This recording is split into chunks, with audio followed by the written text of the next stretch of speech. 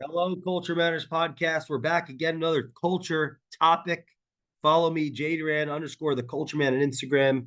You see topics 1 to 3 minutes on business, life, culture, leadership, all sorts. But today I want to expand on one of the topics: how your mind shapes your success. How your mind shapes your success. In the beginning of a business, we found a business, whether we realize it or not. And I think in the personal development industry or in the self-help industry, in the business culture at large, pundits, books, people are telling us without us even realizing it to deceive ourselves. Now, that might sound a little odd, but think about it. The I am, the affirmation, the positive affirmation, all of these uh, words and this thought paradigm is based on the opposite of where we're at. We have a lack, but we're convincing ourselves that we actually are in an abundance, an abundance mindset, glass half full versus glass half empty. And that may be constructive and positive to not feel like a victim or uh, be crushed by the weight of circumstance. For example, maybe you don't have the money. Maybe you don't have the resources. Maybe you don't have the success. Maybe you're surrounded by people that tell you you are a loser. You are worth nothing. You are not, your vision is stupid. That doesn't make any sense. So, how do you climb out of that when your circumstances, your resources, your bank account, your socioeconomic background, your pedigree, the relationships in your life are all telling you, whether explicitly or just with what is unsaid, that you are a loser, that you're not good enough, that your idea does suck.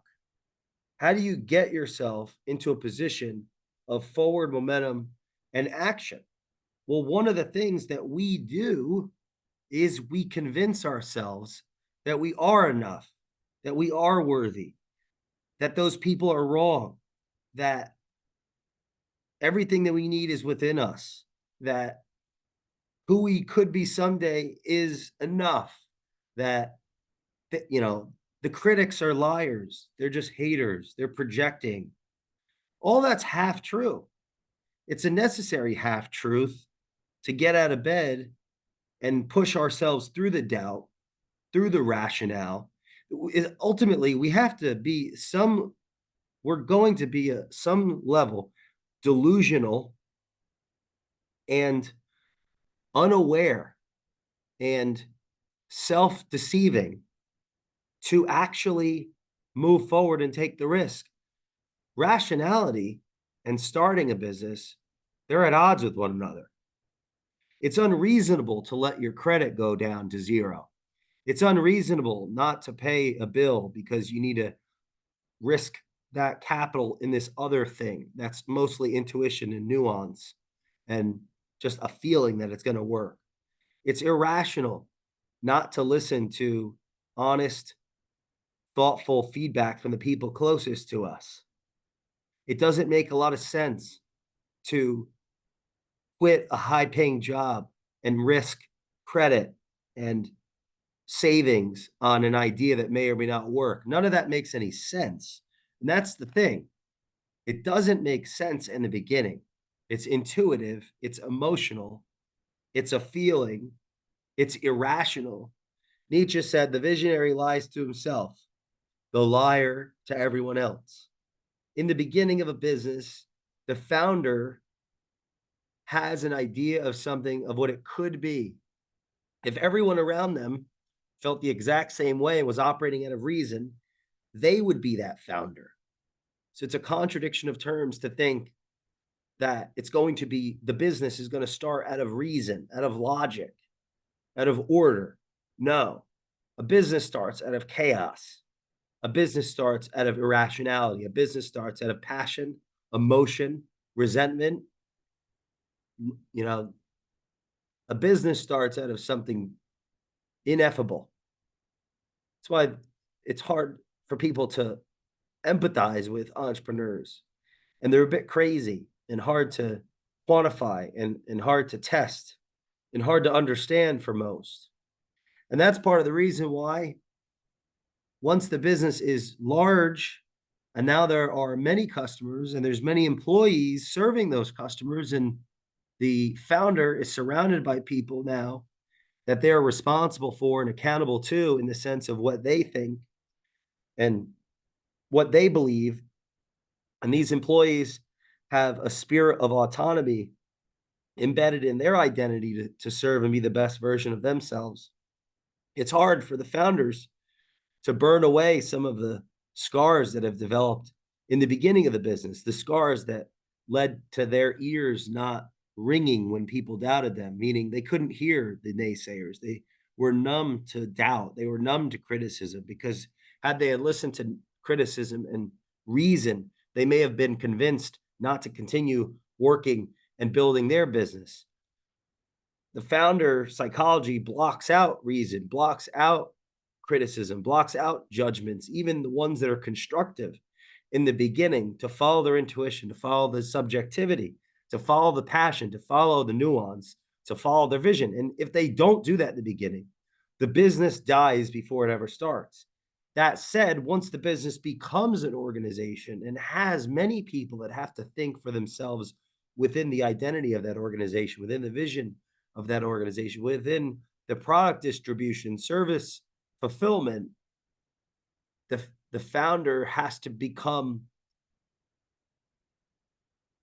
a listener, a leader, an understander of people, not just an intuitive, a passionate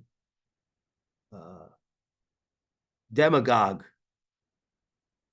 100-hour plus a week salesperson that is just in a constant state of anxiety, reacting to the lack of resources, the lack of relationships, the lack that drives them to actualize their vision. How they adapt and respond to growth in that from going from a founder stage to an organizational stage will increase or decrease the likelihood of them ultimately failing to continue to run and grow their organization based on shareholders, based on how it's set up with shareholders, how much control they maintain in the organization. So how your mind shapes your success. I'll use two scenarios in closing here. One, you say, so let's say what you think and what you say. I say what I think. Now, if my actions are not congruent with what I say, what I think, I can convince myself that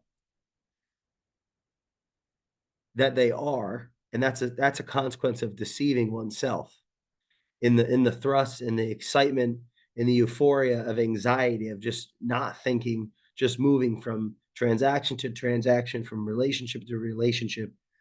So the alignment between words and thoughts and actions do not need to be congruent for the self-deceiver. In the beginning, there's just the founder and the potential customers, and a what there's an interaction between the original salesperson isn't even necessarily someone that listens, but they may be someone that just understands the problems that their ideal customer battles and is burdened by, and they're able to tell a story and to make the arguments through some form of reason, through a tremendous amount of passion that they get their original customers. They never actually learned how to listen to other people in the sales process. They may just understand the problems so deeply that they understand what questions to ask as a consultative mind to solve problems for their customers. But they, at the same time, had to convince themselves they were good enough. They were worthy. They they they were who they will someday be so that they could get out of bed and not quit before they get started. And in that self-deception, that undermines the ability to listen. That undermines the ability to burden negative emotion. Well, they don't need to listen to their customer reviews when all they're doing is getting new customers. Once they have enough customers, they have to be able to listen to their people.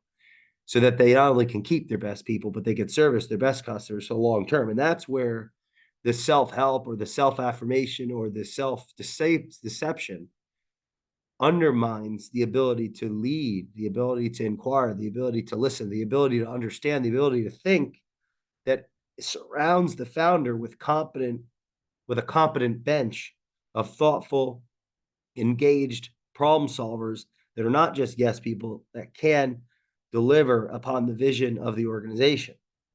So in one scenario, and that's where the chief executive officer has to be able, their words and their thoughts and their actions have to be congruent. Whereas in the beginning of an organization, the founder's words and thoughts and action don't necessarily have to be congruent, as long as the words and the thoughts are congruent, they'll start and they won't quit.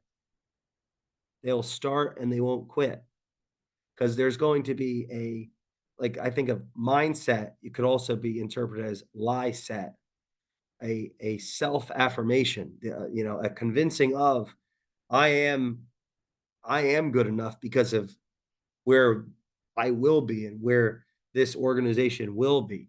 The founder of the organization is not going to be thinking like an employee, basing their self worth around their credit, around their capital, around their around empirical reality. They're going to be basing it off of the vision of what's possible.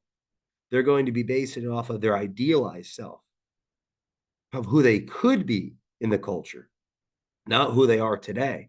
It's a very different psychology.